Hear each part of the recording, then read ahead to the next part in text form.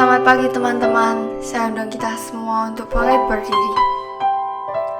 Pertolongan kita dalam ibadah pagi ini adalah dalam nama Tuhan yang menjadikan langit dan bumi, kasih karunia dan damai sejahtera dari Allah Bapa kita dan dari Tuhan Yesus Kristus yang menyertai kita sekalian.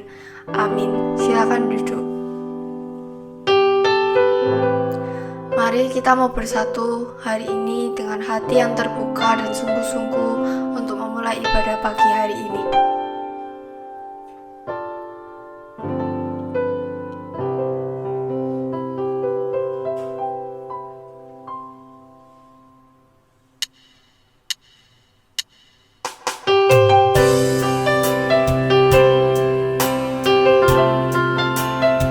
Mari kita bersama-sama bernyanyi dengan hati yang sungguh-sungguh di hadapan Tuhan. Bila Kau izinkan sesuatu terjadi, ku percaya semua untuk kebaikanku.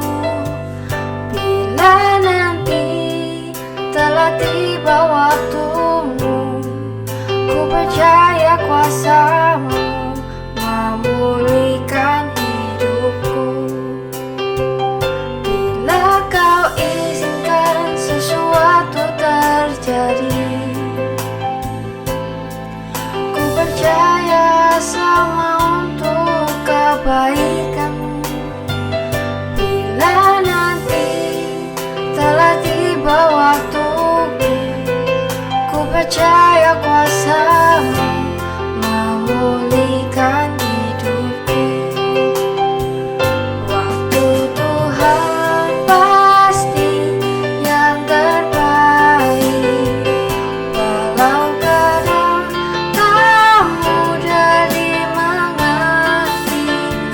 Lewati cobaan, ku tetap percaya waktu Tuhan pasti yang terbaik. Bila Kau izinkan sesuatu terjadi, ku percaya semua untuk kebaikanku. Bila nanti telah tiba waktumu, ku percaya kuasa-Mu memulihkan hidupku. Waktu Tuhan pasti yang terbaik, walau kadang tak mudah dimengerti. Lewati cobaan, ku tetap percaya waktu Tuhan pasti yang terbaik. Waktu Tuhan pasti yang terbaik, walau kadang tak mudah dimengerti. Lewati cobaan, ku tetap percaya waktu Tuhan pasti yang terbaik. Lewati cobaan, ku tetap percaya waktu Tuhan pasti yang terbaik. Lewati cobaan, ku tetap percaya waktu Tuhan pasti yang terbaik. Mari kita sama-sama berdoa. Tuhan Yesus, terima kasih atas berkat yang telah Kau berikan kepada kami pada hari ini. Hari ini kami boleh bangun dengan tubuh yang sehat dan kami boleh bersatu hati di dalam Engkau untuk beribadah. Tuhan Yesus, tolong berkati kami, berikanlah kami kesungguhan hati untuk mengikuti ibadah hari ini dari awal hingga akhir. Dan Tuhan Yesus tolong yang memberkati agar firman yang diberikan boleh kami serap dan boleh kami lakukan dalam kehidupan kami. Terima kasih ya Bapa, tolong berkati kami dari awal ibadah hingga akhir. Terima kasih ya Tuhan Yesus. Di dalam nama Tuhan Yesus kami sudah berdoa. Amin.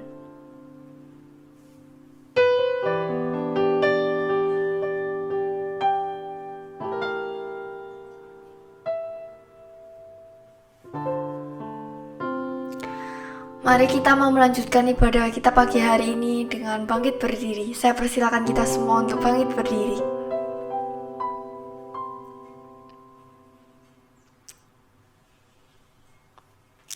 Kita mau bersorak-sorai bagi Tuhan dan bersemangat untuk mengikuti ibadah pagi hari ini. Mari saya undang kita semua untuk bangkit berdiri dengan semangat dan bertepuk tangan. Namanya Tuhanku, menara yang teguh, kota benteng perlindunganku, Allah yang perkasa, Dia Bapa yang kekal, gunung batu keselamatanku. Engkau yang termulia di bumi di surga, termasyhur perkasa selamanya. Engkau yang berkuasa di dalam segala hal, ada kuasa dalam nama Yesusku.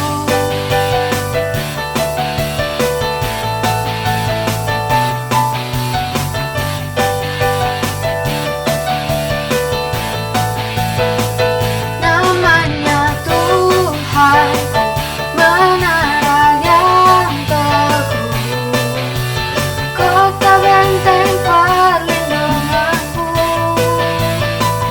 Allah yang perkasa, Dia Bapa yang kekal, gunung batu keselamatanku. Engkau yang termulia di bumi di surga, termasyhur perkasa selamanya. Engkau yang berkuasa di dalam segala hal, ada dalam nama kuasa Yesusku. Engkau yang termulia di bumi di surga, termasyhur perkasa selamanya. Engkau yang berkuasa di dalam segala hal, ada dalam nama Yesusku. Ada kuasa dalam nama Yesusku. Ada kuasa dalam nama Yesusku.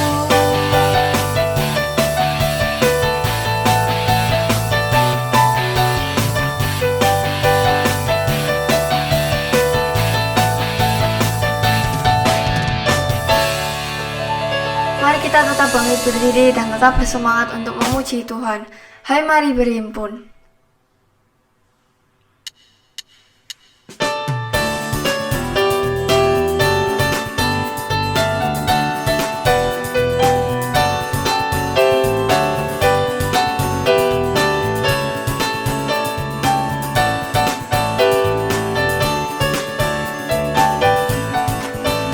Hai, mari berhimpun dan bersukaria.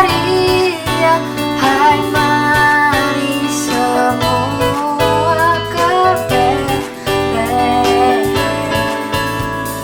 Lihat yang lahir, Raja Bala surga, sembah dan puji Dia, sembah dan puji Dia, sembah dan puji Dia, Tuhan. Terang yang ilahi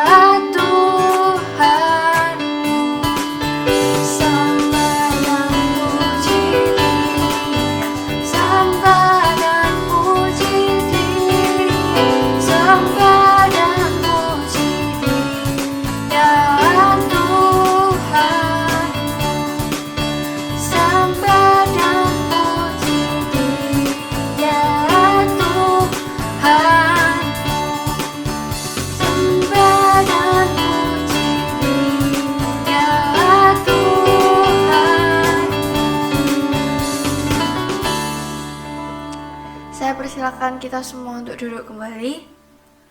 Sebelum mendengarkan firman Tuhan, marilah kita menyanyikan bahwa Natal itu ada di dalam hati kita, dan marilah kita mau menyambut Tuhan.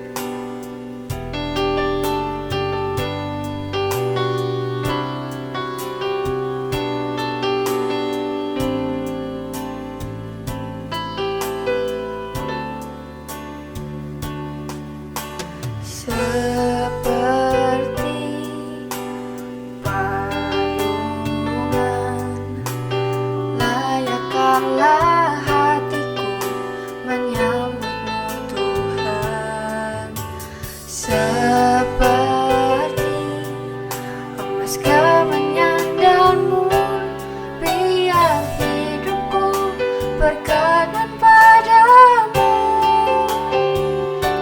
Sebab Natal tak akan berarti tanpa kasih-Mu.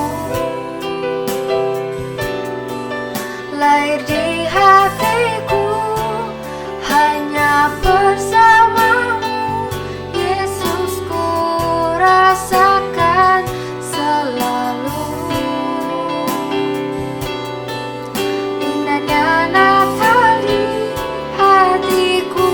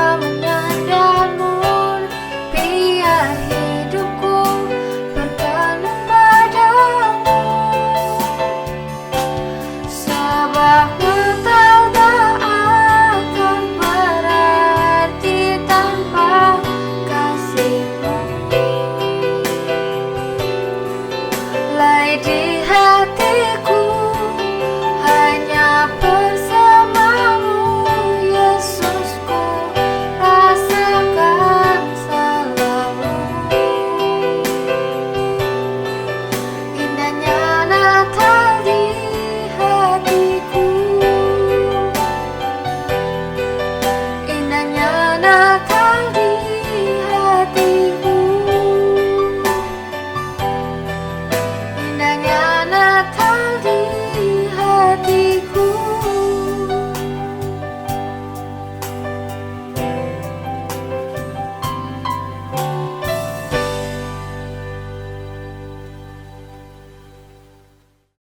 Selamat pagi rekan-rekan remaja yang dikasihi Tuhan. Bersyukur hari ini kita masih diberi kesempatan untuk bersama-sama beribadah meskipun masih secara online. Mari sebelum kita merenungkan firman Tuhan, kita minta pertolongan Roh Kudus menolong kita untuk mengerti dan memahami kebenarannya. Kita berdoa. Bapa di surga, terima kasih, kami bersyukur hari ini, pagi ini, di dalam kasih sayang Tuhan kami masih diberikan kesempatan untuk bersama-sama merenungkan firman-Mu. Bapa, berbicaralah kepada kami. Kami anak-anak-Mu rindu mendengarkan firman-Mu. Kami anak-anak-Mu rindu untuk disirami kebenaran itu, dan kami juga rindu Engkau memampukan kami untuk boleh melakukannya dengan taat dan setia. Terima kasih, berkatilah kami dimanapun berada, jaringan internet yang kami pakai juga supaya dapat membantu kami untuk fokus beribadah hari ini. Terima kasih, dalam nama Tuhan Yesus kami berdoa dan bersyukur. Amin. Saya diberikan satu tema, The Impact People of God, ya. Mungkin sedikit koreksi yang cukup baik untuk tema ini adalah The Impact of the People of God, ya. Jadi kita akan merenungkan apa dampak dari umat Allah dan kehadirannya. Kita akan melihat dari 1 Tesalonika pasal 1, 1 Tesalonika pasal 1 ayat 1 sampai dengan 10. Saya akan membacakannya.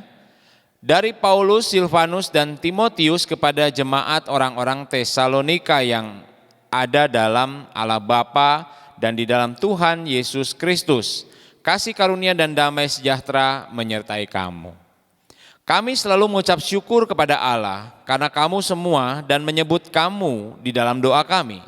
Sebab kami selalu mengingat pekerjaan imanmu, usaha kasihmu dan ketekunan pengharapanmu kepada Tuhan kita Yesus Kristus di hadapan Allah dan Bapa kita. Dan kami tahu, hai saudara-saudara yang dikasihi Allah, bahwa Ia telah memilih kamu. Sebab Injil yang kami beritakan bukanlah disampaikan kepada kamu dengan kata-kata saja, tetapi juga dengan kekuatan oleh Roh Kudus dan dengan satu kepastian yang kokoh. Memang kamu tahu bagaimana kami bekerja di antara kamu oleh karena kamu.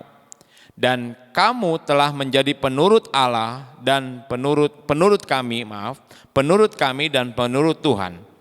Dalam penindasan yang berat kamu telah menerima firman itu dengan sukacita yang dikerjakan oleh Roh Kudus. Sehingga kamu telah menjadi teladan untuk semua orang yang percaya di wilayah Makedonia dan Akaya. Karena di antara kamu firman Tuhan bergema bukan hanya di Makedonia dan Akaya saja, tetapi di semua tempat telah tersiar kabar tentang imanmu kepada Allah. Sehingga kami tidak usah mengatakan apa-apa tentang hal itu.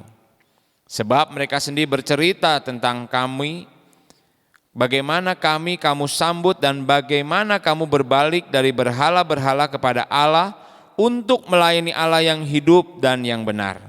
Dan untuk menantikan kedatangan anaknya dari surga yang telah dibangkitkannya di hari antara orang mati, yaitu Yesus yang menyelamatkan kita dari murka yang akan datang.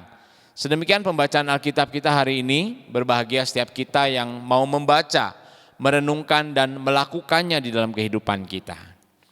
Saudara-saudara, menjadi viral itu mungkin yang sedang dikejar oleh banyak orang saat ini, khususnya menjadi viral di media sosial.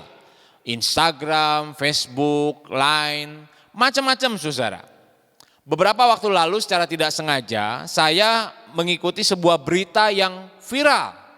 Yaitu tentang seorang pengantin wanita, ya saudara bisa lihat gambarnya. Seorang pengantin wanita yang berteriak histeris di dalam acara resepsi pernikahannya. Saudara, dia berteriak histeris bukan karena dia dikawin paksa seperti Siti Nurbaya, atau kemudian terjadi sesuatu kekacauan, sesuatu yang buruk di dalam pestanya. Di dalam berita viral itu dikatakan dia histeris, dia menangis bahkan sampai pingsan dikarenakan sang mantan daripada mempelai wanita ini hadir di dalam pesta pernikahan itu. Dan ketika melihat sang mantan datang, dia histeris, tidak terkendali, berteriak-teriak dan akhirnya pingsan. Saudara, saya tidak tahu apakah itu adalah sebuah settingan atau prank atau bagaimana. Tetapi yang jelas terjadi adalah meskipun ini sangat viral sampai diberitakan di beberapa media mainstream di Indonesia, tetapi saudara, menurut saya ini adalah sesuatu yang viral tetapi unfaedah. Artinya apa? Artinya tidak ada gunanya. Saya melihatnya ini sebagai sesuatu kejadian yang mempermalukan diri sendiri, bahkan keluarga besarnya yang juga turut hadir waktu itu. Saudara-saudara, tentu kita tidak mau menjadi viral dalam pandangan yang buruk atau negatif. Dan memang kitab suci memberikan contoh kepada kita. Bagaimana kita bisa menjadi orang yang berdampak, bisa menjadikan hidup kita berdampak kepada orang lain dengan cara viral tetapi secara positif. Ratusan tahun yang lalu sebenarnya kita bisa melihat di dalam pemaparan kita hari ini bagaimana orang Kristen itu sudah viral dengan kehidupannya, dengan tingkah lakunya, dengan sikapnya itu sangat viral. Nah, ini terjadi di dalam jemaat Tesalonika yang menerima surat dari Paulus. Tetapi viralnya jemaat Tesalonika bukan karena kehebohan unfaedah ataupun karena sebuah prank. Tetapi viralnya adalah karena sesuatu yang penting, sesuatu yang bermakna, yaitu bagaimana kehidupan jemaat Tesalonika menjadi kehidupan yang berdampak, bergema. Dikatakan dalam ayat 8, karena di antara kamu firman Tuhan bergema, bukan hanya di Makedonia dan Akaya saja, tetapi di semua tempat telah tersiar kabar tentang imanmu kepada Allah di semua tempat, saudara. Bayangkan dengan terbatasnya media pada waktu itu, terbatasnya segala sesuatu, tersiar tentang iman mereka kepada Allah di semua tempat. Sehingga Paulus mengatakan, kami tidak usah cerita apa-apa lagi tentang imanmu, tentang hidupmu. Kenapa? Karena itu sudah terdengar oleh banyak orang. Nah saudara, ini adalah gambaran ideal. Gambaran ideal kehidupan Kristen yang seharusnya juga kita miliki. Bagaimana kehidupan kita menjadi sesuatu yang berdampak. Kehidupan kita menjadi sesuatu yang viral di semua tempat. Agar nama Tuhan dipermuliakan. Sebab bukankah Yesus memanggil kita sebagai terang dunia ini. Bukan ditutup di bawah gantang, melainkan berada di atas kaki Dian. Sehingga orang melihat perbuatan kita yang baik dan memuliakan Allah. Oleh karena itu saudara-saudara, kita akan belajar hari ini. Dalam hal apa sajakah kita harus memiliki impact, dampak bagi sesama kita dalam dunia ini. Nah kita akan belajar dari jemaat Tesalonika khususnya di dalam 1 Tesalonika pasal 1 ayat 1 sampai dengan ayat yang ke-10. Kita lihat di dalam ayat yang kedua saudara, Rasul Paulus mengungkapkan rasa puas, rasa syukur atas keberadaan jemaat ini. Kenapa? Setidaknya ada 3 hal saudara yang mereka kerjakan, yang mereka lakukan dan membuat Paulus bersyukur atas hal itu terjadi. Pertama adalah pekerjaan iman mereka. Kedua adalah usaha kasih mereka. Dan yang ketiga adalah ketekunan pengharapan mereka di dalam Tuhan Yesus Kristus. Coba saudara perhatikan ayat yang ketiga. Sebab kami selalu mengingat pekerjaan imanmu, usaha kasihmu, dan ketekunan pengharapanmu kepada Tuhan kita, Yesus Kristus di hadapan Allah dan Bapa kita. Coba teman-teman perhatikan frasa dari pekerjaan iman, usaha kasih, dan ketekunan pengharapan. Fokus kepada itu. Saudara, ini ingin menunjukkan bahwa iman, kasih, dan pengharapan jemaat Tesalonika bukanlah iman, kasih, pengharapan yang palsu, yang prank. Melainkan iman, kasih, dan pengharapan yang sungguh-sungguh nyata, yang real, yang sejati. Dan inilah yang membuat Paulus akhirnya melihat bahwa benar Tuhan sudah memilih mereka sebab hidup mereka berubah, dan bukan hanya berubah tetapi hidup mereka menjadi berkat. Ini yang luar biasa, bukan? Mari kita akan perdalam frasa ini satu persatu. Yang pertama, berbicara tentang pekerjaan iman. Iman yang dimaksudkan di sini adalah iman yang hidup, iman yang nyata dalam kehidupan jemaat Tesalonika. Nah, saudara, apa ciri-ciri iman yang hidup yang nyata itu? Ada beberapa tanda yang bisa kita lihat dari tulisan Paulus. Pertama, adanya sukacita dan kesediaan mereka menerima berita Injil di tengah-tengah penindasan yang berat yang mereka alami. Coba perhatikan ayat yang ke-6 bagian B. Saudara, bila ada seseorang berada dalam kondisi situasi aman, lancar, mungkin akan lebih mudah bagi dia untuk menerima kebenaran Injil sambil lalu. Sehingga imannya adalah iman yang palsu. Imannya bukanlah iman yang sejati, mudah terombang-ambing dan gampang untuk digantikan. Tetapi kalau seseorang itu kemudian beriman di tengah-tengah penindasan, penganiayaan yang keras, tentulah dia akan berpikir 1000 kali untuk betul-betul menerima kebenaran Injil, apalagi bersukacita di tengah-tengah kebenaran itu. Dan disinilah jemaat Tesalonika berbeda. Bagaimana di tengah penindasan, di tengah penganiayaan, di tengah kesulitan, Paulus menyaksikan mereka tetap mengalami sukacita. Mereka tetap menerima berita firman itu, bahkan memberitakannya.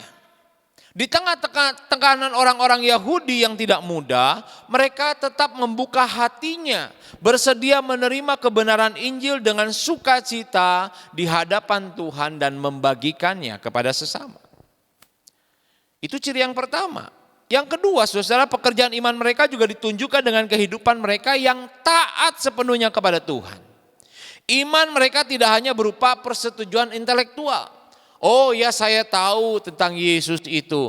Oh ya, saya tahu tentang Paulus itu, pengkhotbah yang hebat. Tetapi diwujud nyatakan dengan ketundukan kepada Allah sepenuhnya. Kadang saya miris melihat bahwa di dalam gereja dan orang Kristen, Ketika mendengar khotbah mungkin dia akan mengatakan sambil kepala mangut-mangut, amin, puji Tuhan. Tetapi setelah itu saudara, mereka tidak melakukan apa yang diaminkan. Mereka tidak mengerjakan dengan penuh ketaatan apa yang didengarkan. Masuk telinga kanan, keluar telinga kanan lagi saudara. Sama sekali tidak masuk ke dalam hati dan pikiran.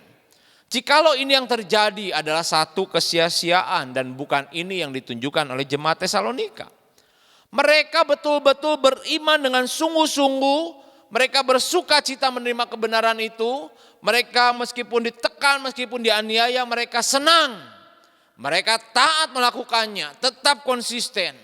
Sehingga inilah bagian yang ketiga dari ciri iman yang nyata dan hidup, bagaimana iman itu semakin mengubah mereka hidup semakin serupa dengan Kristus.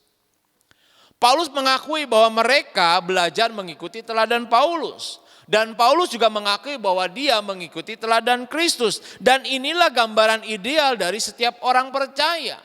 Kita, saudara dan saya adalah orang-orang yang harus semakin lama, semakin seturut dengan gambaran Yesus Kristus Tuhan dan Juru Selamat kita. Bukan seperti salah seorang pengkhotbah, bukan seperti salah seorang pendeta, bukan. Tetapi seperti gambaran Kristus. Dan untuk mencapai gambaran Kristus seseorang harus belajar menerima berita firman. Dia harus taat melakukannya dengan tekun. Barulah dia bisa berubah untuk semakin hidup serupa dengan Kristus. Dan kita lihat hasilnya. Iman yang ditunjukkan melalui keteladanan hidup itu dinyatakan kepada semua orang. Ditunjukkan di hadapan banyak orang. Perhatikan jangkauan kesaksian hidup mereka. Dikatakan bergema, saudara. Bergema bukan hanya di Makedonia, bukan hanya di Akaya, tetapi di semua tempat telah tersiar kabar tentang imanmu kepada Allah.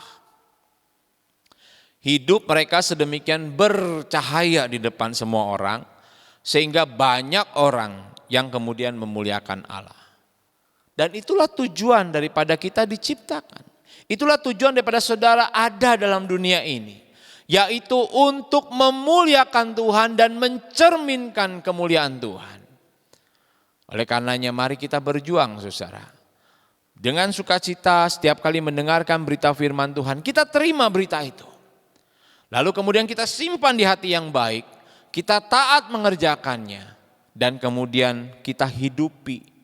Sehingga hidup kita semakin hari semakin serupa dengan Kristus. Saya membawa gambar tentang dua benda. Benda yang bentuknya mirip, bahkan sekilas bagian-bagian dari benda ini punya kesamaan. Sama-sama memiliki baling-baling yang dapat berputar, kemudian sama-sama memiliki penyangga. Lalu juga dikatakan mereka bentuknya pun hampir sama. Ya, ini saya bawa gambar kipas angin dan kincir angin. Mirip ya, hampir mirip. Apa yang membedakan? Yang membedakan adalah cara kerjanya. Kipas angin dia akan berputar menghasilkan angin, sedangkan kincir angin dia akan berputar karena angin yang berhembus kencang dan menggerakkannya. Saya ingin membedakan dua hal ini sebagai penggambaran. Inilah gambaran tentang orang Kristen dan orang mirip Kristen. Ya. Kipas angin gambaran orang percaya. Kipas angin itu tertancap pada satu energi, pada satu kekuatan dan kemudian energi dari kipas itu mengeluarkan angin yang menyejukkan dan menyegarkan bagi sekitarnya. Orang Kristen itu tertancap dalam tanda petik oleh Roh Kudus yang ada di dalam hatinya, di dalam hidupnya. Sehingga ketika dimanapun dia berada, dia akan mengeluarkan satu kekuatan yang positif, kekuatan yang baik, kehadirannya menyejukkan, kehadirannya memberikan berkat bagi orang-orang di sekitarnya. Berkat itu bisa berupa ucapan-ucapan yang membangun, menghibur, menasehati, tindakan-tindakan perhatian disalurkan kepada orang lain yang membutuhkan. Orang Kristen kipas angin ini dia akan bergerak aktif. Ya. Dia akan mencari kesempatan-kesempatan di sekitarnya supaya bisa mempengaruhi orang lain yang ada.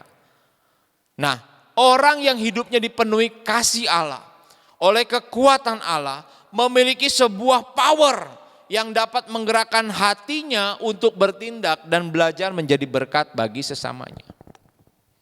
Itu gambaran orang Kristen kipas angin, saudara. Tapi banyak juga gambaran orang Kristen mirip Kristen. Ya, katakanlah Kristen kurang sejati, saudara ya. Mirip kincir angin yang selalu menunggu adanya dorongan orang lain, kemudian baru bergerak melakukan satu tindakan. Tidak punya inisiatif, tidak punya keinginan untuk bergerak. Dia sebenarnya tidak punya hati untuk Kristus. Segala sesuatu dilakukan hanya berdasarkan kewajiban, bukan karena ada dorongan dari dalam akibat relasi yang mendalam dengan Tuhan, sehingga dia rindu hidupnya menjadi berkat buat orang lain. Tidak ada. Saat orang lain bergerak atau berbuat sesuatu, barulah dia akan segera melibatkan dirinya dalam tindakan yang sama. Ketika tidak ada orang yang melakukan sesuatu, dia akan diam, dia akan tenang, dan dia fokus hanya pada dirinya sendiri. Saudara, jelas kehidupan orang Kristen seperti ini sulit untuk jadi berkat. Kalaupun dia kelihatan sibuk, dia hanya melakukan aksi yang sebenarnya tanpa isi. Nah, kita di orang Kristen yang semacam apa? Tentu Tuhan menginginkan dari khotbah hari ini, kita menjadi orang Kristen kipas angin, saudara. Yang betul-betul digerakkan oleh satu energi yang berasal dari Allah, dan kemudian memberikan satu kesejukan di tengah-tengah kehadirannya, dimanapun. Saudara, apakah sudah belajar menjadi orang Kristen kipas angin? Atau sudah cukup nyaman dengan posisi sebagai orang Kristen kincir angin? Hanya mau menerima, dan kemudian tidak melakukan apa-apa. Mari kita berubah. Yang kedua, saudara, kita lihat adalah usaha kasih. Kasih jelas bukanlah sesuatu yang mudah untuk dilakukan, untuk dikerjakan. Biasanya pasangan muda-mudi mereka berpacaran, mengenal lawan jenis, mengira, saudara, kasih itu, cinta itu gampang, mudah. Tapi coba tanya sama kakek, sama nenek, sama engkong, sama emak, ya. Coba tanya mereka yang menjalani pernikahan puluhan tahun, lebih dari 30, 40, bahkan 50 tahun. Pasti mereka akan mengatakan tidak mudah selalu untuk belajar mengasihi. Sulit kadang-kadang, ya. Kasih itu memerlukan usaha, kasih itu memerlukan perjuangan, kasih itu memerlukan kerja keras, bahkan penuh dengan pengorbanan. Nah, Paulus melihat bagaimana usaha kasih jemaat Tesalonika itu kasih yang sungguh-sungguh nyata. Hal itu ditunjukkan dalam dua hal. Pertama, mereka tunjukkan melalui pelayanan mereka terhadap Paulus sebagai seorang hamba Tuhan. Mereka menyambut, memperlakukan Paulus dengan baik. Di tengah-tengah penindasan yang terjadi, mereka bisa saja sebenarnya membiarkan Paulus itu ditangkap, dianiaya, bahkan mungkin dibunuh oleh orang banyak pada waktu itu. Tetapi mereka tidak lakukan itu. Mereka memilih untuk menyelamatkan Paulus, mereka memilih untuk melindungi Paulus. Sudah bisa baca kisah para rasul 17 ayat 5 sampai dengan 10. Yang kedua, saudara, kasih mereka ditunjukkan melalui apa? Pertobatan sejati, di mana mereka berbalik dari berhala-berhala dan menyerahkan diri untuk sungguh-sungguh melayani Allah. Melepaskan dan meninggalkan penyembahan berhala yang sudah menjadi tradisi puluhan tahun, bahkan mungkin ratusan tahun, itu jelas tidak mudah. Mereka harus menghadapi tekanan, mereka harus menghadapi penolakan, mereka juga harus membuang patung-patung berhala yang harganya juga tidak murah. Namun mereka rela melakukan semua itu. Kenapa? Karena mereka menyerahkan diri mereka kepada Tuhan. Nah, saudara-saudara, inilah usaha kasih yang real, nyata, baik kepada Paulus ataupun juga kepada Allah. Allah menginginkan kita saat ini dan seumur hidup kita betul-betul menjadi impact people yang kemudian menyatakan kasih, baik kasih kita kepada Allah secara pribadi di dalam ibadah, doa, dan persekutuan kita, tetapi juga impact kita menyatakan kasih kepada orang lain. Nah, kita perlu belajar. Saya mendapatkan satu postingan yang menurut saya cukup menegur saudara. Ini postingan tentang bagaimana seseorang di tengah-tengah pandemi ini kemudian dia melakukan hal yang sangat baik. Kalau lihat dari namanya saya tahu dia bukanlah orang Kristen, ya. Rifdah Rahmah, ya. Dia memposting begini. Pengennya yang banyak, tapi saya belum mampu karena saya masih kelas 6. Semoga bisa membantu. Ini postingan dia ketika dia mengikuti sebuah organisasi sosial kitabisa.com dan dia memberikan donasi 15.000. Kamu punya uang berapa? Saya yakin uangmu jauh lebih banyak dari sekedar 15.000 kan? Mungkin uang jajanmu waktu sekolah tidak online sehari bisa 20.000, 30.000, ya lebih dari itu. Tapi apakah kita punya hati seperti anak ini? Ketika melihat kondisi pandemi sekarang ini di luaran sana begitu banyak orang yang berkekurangan. Begitu banyak orang yang berteriak-teriak meminta pertolongan. Dan itu ada di sekitar kita, itu hadir di sekitar kita. Apa yang kita lakukan? Adakah kita dengan sukacita, sukarela mau membagi? Mungkin jumlahnya juga tidak banyak, mungkin bendanya juga bukan istimewa, tetapi kita bisa memberikan impact, dampak kepada mereka-mereka yang kemudian mendapatkannya. Pilihan ada pada kita, pilihannya berdiam diri di rumah, menikmati kesenangan diri tanpa melakukan apa-apa, atau kita mau bergerak, doing something worth it, yang bisa kita lakukan menunjukkan bahwa Allah itu kasih kepada kita dan Allah rindu kita juga belajar mengasihi dengan satu kesungguhan. Pilihan ada pada saudara. Saya berharap setelah ini saudara bergumul, berdoa di hadapan Tuhan. Tuhan, apa yang harus saya lakukan di tengah-tengah kondisi seperti ini dan situasi saya sebagai seorang siswa. Mungkin keuangan terbatas, mungkin kemampuan terbatas, tapi saya ingin berbagi. Menyatakan kasih Allah. Coba saudara gumulkan hal itu. Yang ketiga, ketekunan pengharapan. Ketika Rasul Paulus berbicara mengenai pengharapan orang percaya, yang dimaksudkan adalah pengharapan, kemuliaan dan keselamatan penuh anak-anak Tuhan yang terjadi pada saat Yesus datang kedua kali. Setiap orang percaya sejati tentu menggumulkan dosa-dosanya. Di satu sisi dia benci dosanya, tetapi di sisi lain kadang-kadang kita terpeleset dan jatuh berbuat dosa. Karena itu kita diberikan satu pengharapan menantikan kedatangan Kristus yang kedua kali, keselamatan yang sepenuhnya, dan pada saat itu dinyatakan kita tidak lagi berbuat dosa. Karena kita berada dengan Tuhan di dalam surga. Namun pengharapan kedatangan Kristus juga bukan hal yang mudah, saudara. Pertama, karena Alkitab tidak memberikan waktu yang pasti dan kita tidak perlu cari-cari waktunya. Ada orang memprediksi 2012, 2020, 2050. Percuma, sebab Alkitab sendiri tidak memberitahukan kepada kita.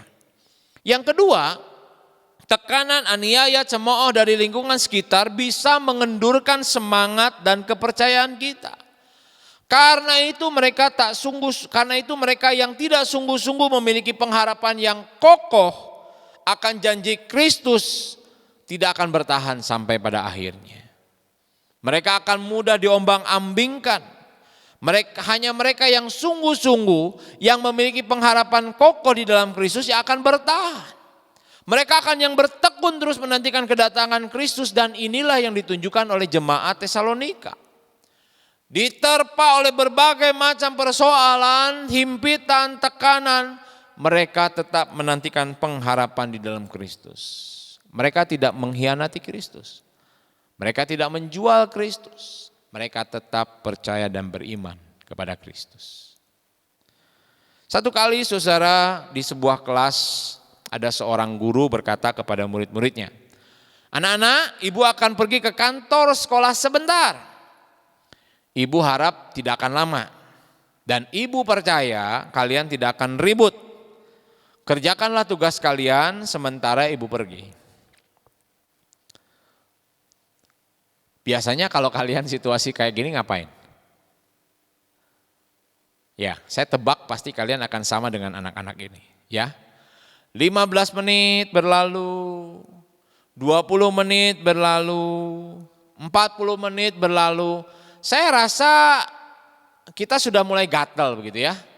Wah, ini kayaknya guru nggak datang-datang lagi nih. Nah, mulailah biasanya kita berulah kan ya.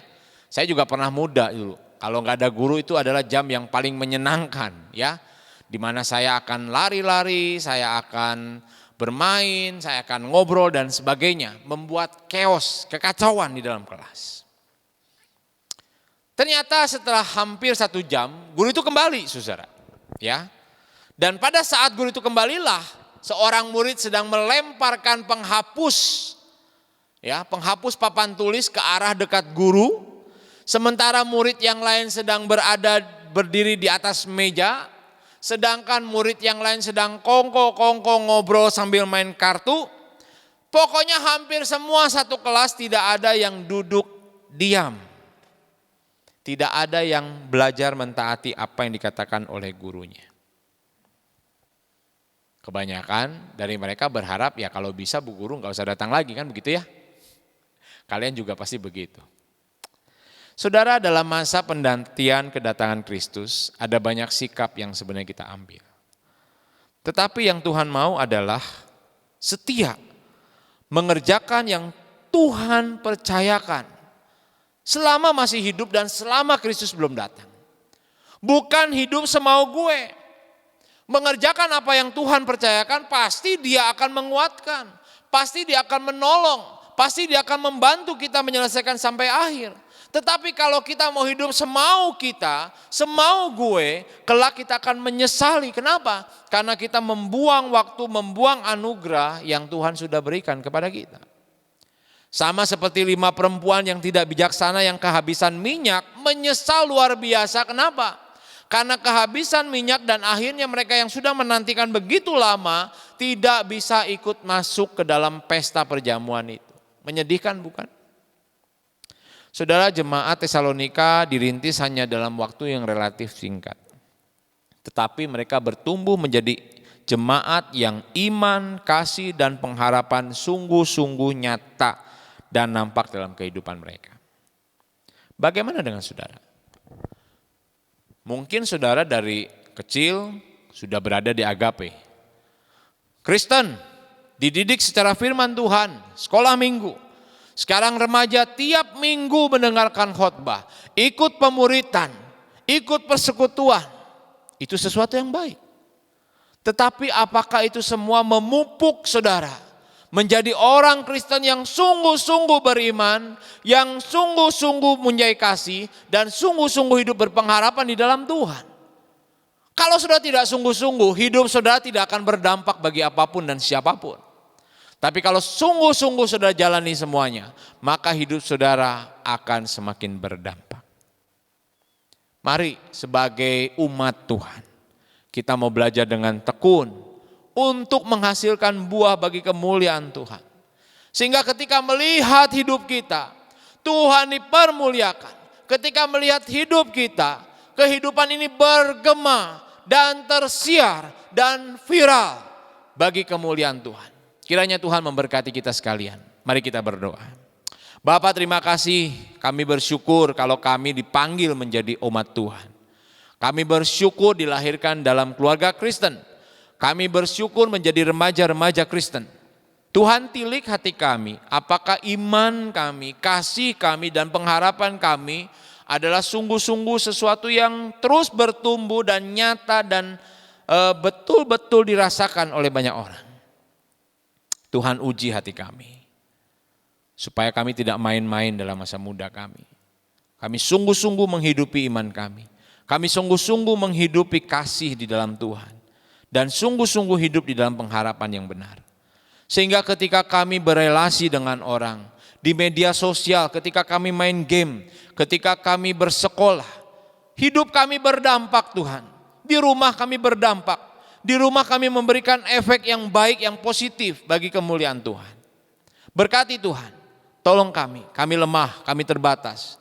Tetapi kalau kami mau dekat dengan Tuhan, kami belajar pemuritan, kami belajar bersekutu dengan sungguh-sungguh, beribadah dengan sungguh-sungguh dan serius, maka Tuhan akan menolong kami. Terpujilah Engkau, dalam nama Tuhan Yesus kami berdoa dan memohon. Amin. Untuk meresponi firman Tuhan, marilah kita menyanyikan Letaklah di Hatiku sekali lagi dengan hati yang sungguh-sungguh.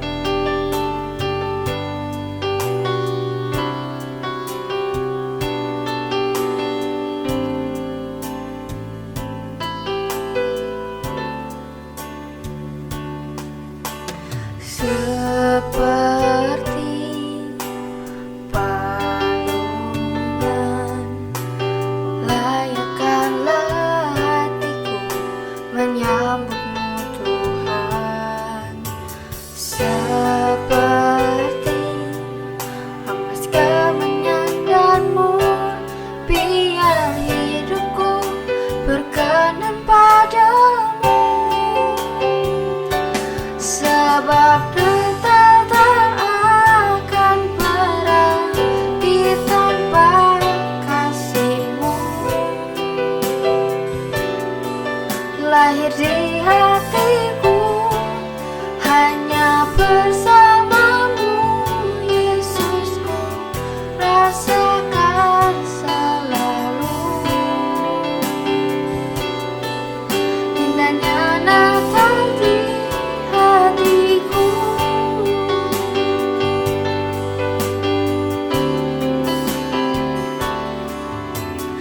Seperti palungan, layakkanlah hatiku menyambutmu Tuhan. Seperti emas kemenyan dan mur, biar hidupku berkenan padamu. Sebab Natal tak akan berarti tanpa kasih-Mu. Lahir di hatiku hanya bersama-Mu, Yesusku, rasakan selalu indahnya Natal di hatiku. Indahnya Natal di hatiku. Indahnya Natal di hatiku.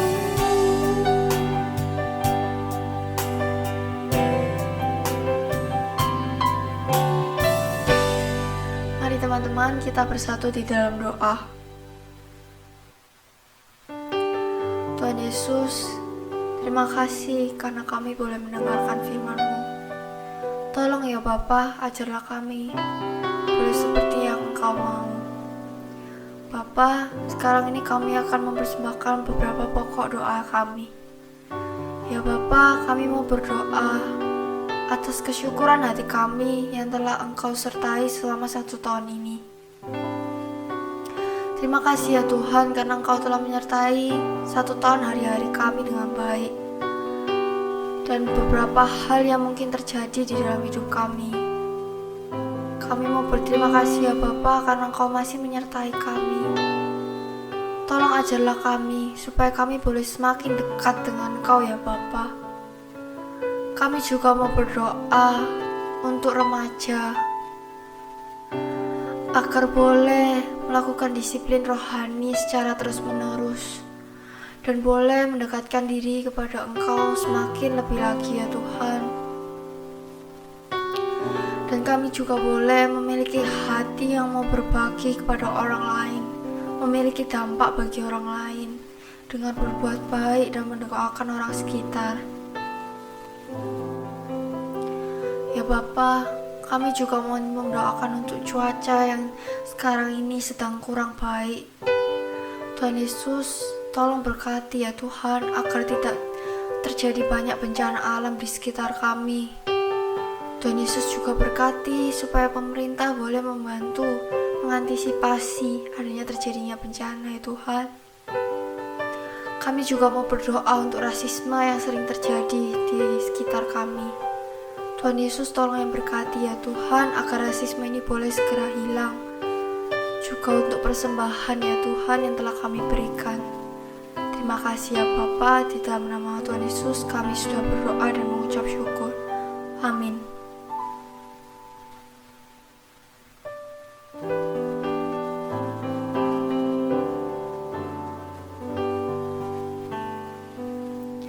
Puji Allah Bapa Putra, puji Allah Roh Kudus,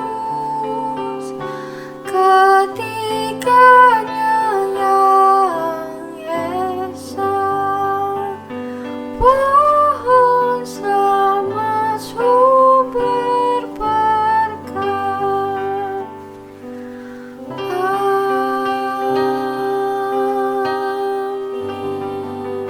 Teman-teman yang dikasihi oleh Tuhan, pulanglah ke dalam kehidupanmu sehari-hari dengan tetap terus taat melakukan kebenaran firman Tuhan sebagai wujud rasa syukurmu atas tanda kasih Allah yang telah kau terima, dan terimalah berkat Tuhan. Tuhan memberkati engkau dan melindungi engkau. Tuhan menyinari engkau dengan wajah-Nya dan memberi engkau kasih karunia. Tuhan menghadapkan wajah-Nya kepadamu dan memberi engkau damai sejahtera dari saat ini sampai selamanya. Amin. Bapa, terima kasih.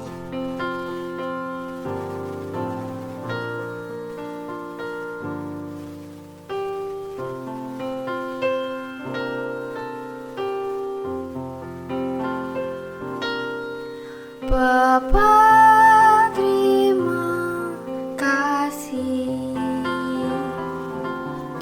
Bapa, terima kasih. Bapa di dalam surga, syukur terima kasih. Amin. Selamat hari Minggu teman-teman, Tuhan Yesus memberkati.